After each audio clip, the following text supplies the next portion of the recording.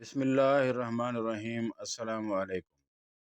مصر کا ایک امیر بزنس مین تھا۔ اس کی عمر 50 سال کے لگ بھگ تھی کہ ایک دن اس کو دل میں تکلیف کا احساس ہوا، اور جب اس نے قاہرہ کے سب سے بڑے ہسپتال میں اپنا علاج کرایا تو انہوں نے معذرت کرتے ہوئے اسے یورپ جانے کا کہا۔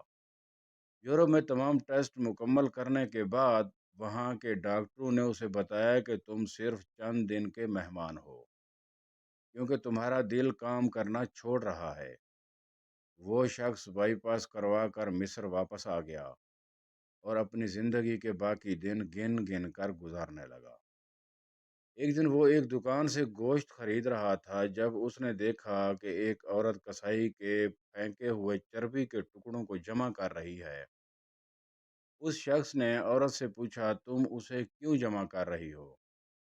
عورت نے جواب دیا کہ گھر میں بچے گوشت کھانے کی ضد کر رہے تھے، کیونکہ میرا شوہر مر چکا ہے اور کمانے کا کوئی ذریعہ بھی نہیں ہے۔ اس لیے میں نے بچوں کی ضد کی بدولت مجبور ہو کر یہ قدم اٹھایا ہے۔ اس پھینکی ہوئی چربی کے ساتھ تھوڑا بہت گوشت بھی آ جاتا ہے، جسے صاف کر کے پکا لوں گی۔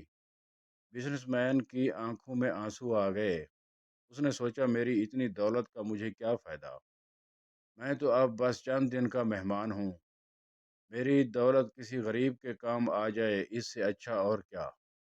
اس نے اسی وقت اس عورت کو کافی سارا گوشت خرید کر دیا اور کسائی سے کہا، اس عورت کو پہچان لو۔ یہ جب بھی آئے اور جتنا گوشت بھی مانگے اسے دے دینا اور پیسے مجھ سے لے لینا۔ اس واقعے کے بعد وہ شخص اپنے روزمرہ کے معمولات میں مصروف ہو گیا۔ کچھ دن اسے دل میں کسی تکلیف کا احساس نہ ہوا تو اس نے قاہرہ میں موجود لیبارٹری میں دوبارہ ٹیسٹ کرائے۔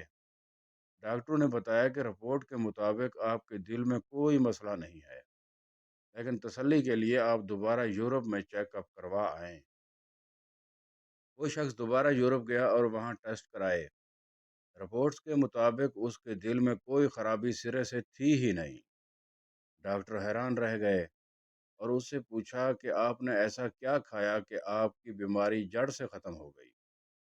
اسے وہ گوشت والی بیوہ یاد آ گئی اور اس نے مسکرا کر کہا، علاج وہاں سے ہوا جس پر تم یقین نہیں رکھتے۔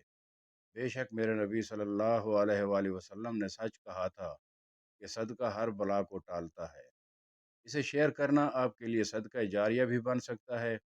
اپنے ارد گرد ایسے سفید پوش لوگوں کا خیال رکھیں جو کسی کے سامنے ہاتھ نہیں پھیلاتے۔ اللہ عمل کی توفیق عطا فرمائے، آمین یا رب العالمین۔ السلام علیکم۔